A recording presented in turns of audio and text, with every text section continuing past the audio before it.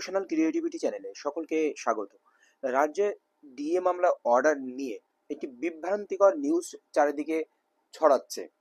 তো এই দিন যে সত্যিই কি ডিএ মামলার অর্ডার আসবে সেরকম নিয়ে একটি ঝাপসা খবর চারিদিকে। তো চলুন বিষয়টি আমরা দেখে নিই, সত্যিই কি ওই দিন অর্ডার আসতে চলেছে, কি আসবে না, বা লিস্টেড হবে কি হবে না, এই বিষয়টি আমরা দেখে নেব। আপনারা জানেন প্রায় 1 মাস অতিক্রান্ত, ডিএ মামলার এখনো অর্ডার কপি বাইরে আসেনি। আহ, তো কবে আসতে চলেছে সেরকম অনেকগুলি বিষয় এর মধ্যে রয়েছে। আপনারা দেখুন যে justice Sanjay Karol and honourable justice Vipul M Pancholi, তো আপনারা দেখেছেন জাস্টিস প্রশান্ত কুমার মিশ্র বিপুল এম পাঞ্চালির এই জাস্টিসের পরিবর্তে ছিলেন ডিএ মামলা চলাকালীন জাস্টিস সঞ্জয় কারোলের ওই বেঞ্চে। তো আপনারা দেখতে পাচ্ছেন 12/11/2025 this bench will sit up to 2:55 PM।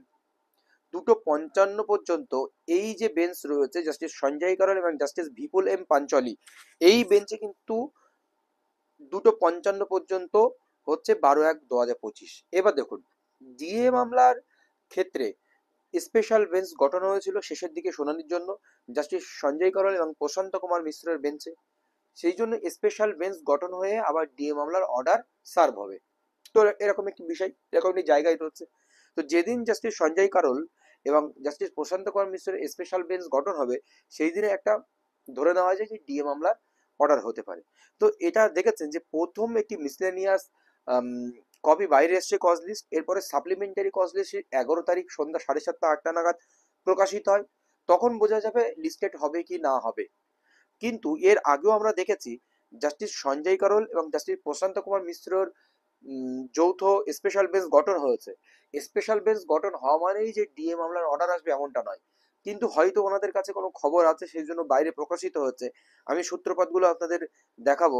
তো এই দিন আমরা যদি জাস্টিস সঞ্জয় কুমার এবং জাস্টিস প্রশান্ত কুমার মিশ্রের বেঞ্চে আমরা আরেকটি স্ট্যাটাস দেখি, সেখানে দেখুন 3টের সময় জাস্টিস সঞ্জয় কারোল এবং জাস্টিস প্রশান্ত কুমার মিশ্রের বেঞ্চে 3টের সময় রয়েছে স্পেশাল বেঞ্চ। আর স্পেশাল বেঞ্চ গঠন মানে একটা ডিএ মামলার অর্ডার আসবে বলে একটা আবহাওয়া তৈরি হয় বাইরে চারিদিকে। তো এরকম একটি খবর বাইরে এসেছে। তো এর সঙ্গে আরেকটি খবর বাইরে এসেছে যে 13 তারিখ ওই জাস্টিস সঞ্জয় কারোল এবং প্রশান্ত কুমার মিশ্র দুটোর পরে স্পেশাল বেঞ্চ রয়েছে। তো এই হচ্ছে বিষয়। তাহলে স্পেশাল বেঞ্চ আসলেই এটা ডিএ মামলার হাওয়া আসে চারিদিকে। কিন্তু এর আগেও স্পেশাল বেঞ্চ বসেছে, কিন্তু ডিএ মামলার কোনো অর্ডার হয়নি বা কোনো লিস্টেড হয়নি। তো 12 তারিখ একটা সম্ভাব্য ডেট বলতে চাইছেন বিভিন্ন কর্মচারী সংগঠনের তত্ত্ব থেকে, কিন্তু এটা আমরা দেখতে পাবো 11 তারিখ, আমরা এটা কনফার্ম বুঝতে পারবো, বা 12 তারিখও বুঝতে পারি, কারণ যদি 13 তারিখে হয় এরকম একটি সম্ভাব্য ডেট, এটা কিন্তু এক প্রকার ডেট তা নয়, বা এটা কিন্তু গুজবও বলা যেতে পারে, বা একটা ভুল তথ্য বা ভুয়ো তথ্য বলা যেতে পারে। কিন্তু তথ্যটি একেবারে ফেলে দেওয়াও যায় না। যখন একটি গুরুত্বপূর্ণ সংগঠনের নিকট থেকে এই তথ্যটি বেরিয়েছে, শুধু তথ্যটি ফেলে দেওয়া কিন্তু যায় না। এবার দেখুন, যদি ডিএ মামলার অর্ডার হয় ওই দিন কিন্তু কোনো আইনজীবীর কোনো প্রয়োজন হয় না। সুপ্রিম কোর্টে যারা সিনিয়র আইনজীবী দুই একটা আছেন ডিএ মামলা সংক্রান্ত, তারা উপস্থিত হলেন। কি অর্ডার হলো, মূল যে অপারেটিভ সিস্টেমগুলো রয়েছে বা যে মূল জায়গাগুলো বিচারপতিরা 2-5 মিনিটের মধ্যে পড়ে দেয়।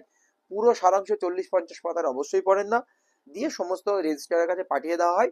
সেটা সমস্ত এওআরও কে, অ্যাডভোকেট অন রেকর্ডকে পাঠিয়ে দেওয়া হয়। আর যদি 132 অ্যাপ্লাই করা হয় তাহলে কিন্তু সেটা কর্তৃপক্ষের কাছেও, যাদের উদ্দেশ্যে 142 দেওয়া হলো, তাদের কাছেও পাঠানো হয় সেই দপ্তরের কাছে।